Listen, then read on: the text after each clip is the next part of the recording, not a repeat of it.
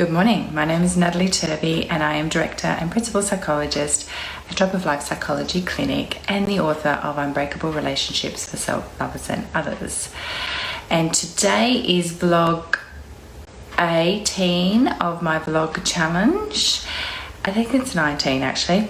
And I'm going to be talking today about how you can connect with the do's and don'ts. Hi Heidi, the do's and don'ts of connecting with friends who are depressed. So before I start, I'm just going to sort of touch on a few things that are ridiculously important with depression. So the World Health Organization, for instance, says that depression is the leading cause of ill health in the world, and it's affecting something like 300 million people. So it's a huge thing.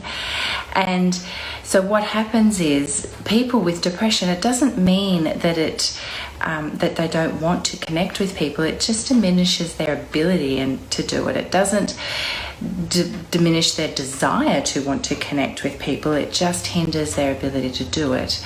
So I thought, hey Caroline, so I thought I would talk a little bit about the do's and don'ts of how you can be friends with someone who may have depression.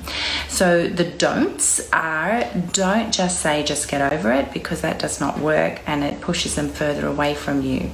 Don't just insist on what will work for you will work for somebody else, because that also doesn't work and it will push them away from you.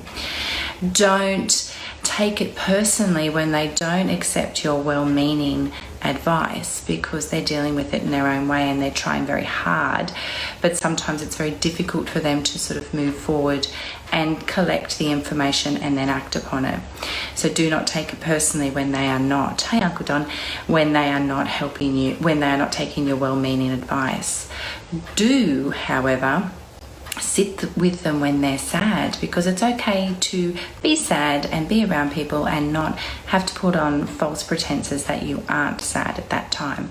So you're allowed to sit with people. It's probably one of the hardest things to do, to be honest with you, to sit with someone when they're sad and not try and move them out of that place or position or feeling. Do talk in a normal voice to them. So don't patronize them in the, oh, are you okay? Is everything all right? Do talk very normally with them as if you would normally talk to them. Do not feel responsible for their mood and where they're at. Even if somehow you've triggered it off, it is still theirs to own and it is still theirs to change. So do not take responsibility, and do take ownership in your position in that relationship, but not for them. Also, do be clear about what you can offer them and what you're wanting to sort of give in that relationship. So an example would be, if you are concerned about someone and you do want to contact them daily to check in on them, do ask permission for that. So do sort of have that statement before, is it okay, I'm really a bit concerned about you and I really care, so is it okay if I call you every day to check in? Ask permission.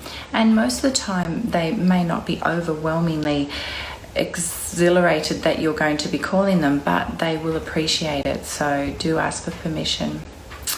So I hope that helped and gave you some tools and some ideas about how to interact with friends that perhaps are struggling. But remember today and tomorrow to be kinder to yourself than anyone else can be, and I'll see you tomorrow.